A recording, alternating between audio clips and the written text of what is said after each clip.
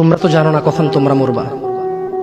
শোনো, তুমি অপরাধ করিও যদি তোমার মনে হয় আল্লাহ তোমাকে দেখে না, তখন করিও। তুমি অপরাধ করিও যদি তোমার মনে হয় আল্লাহ তোমাকে জিজ্ঞেস করবে না, তুমি নিশ্চিত বেঁচে যাবা।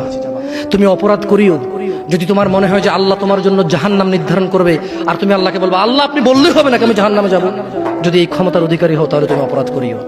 তোমাকে বলি, মহিলা, মা, বোন, চাচা, চাচি, নামাজ ছাড়া মানুষ মুসলমান থাকে না।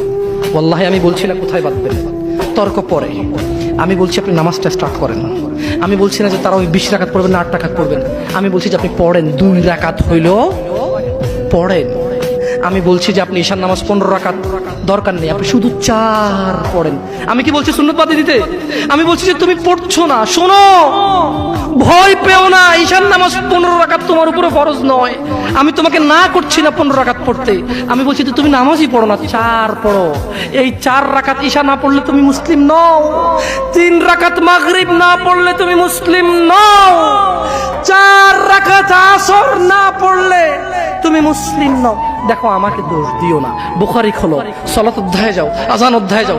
আল্লাহর নবী বলেছে তারা ওরা কাফির, ওরা মুশরিক, ওদের আর আমি মুহাম্মদুর রাসূলুল্লাহ সাল্লাল্লাহু আলাইহি ওয়াসাল্লামের উম্মতের মধ্যে পার্থক্য হচ্ছে নামাজ।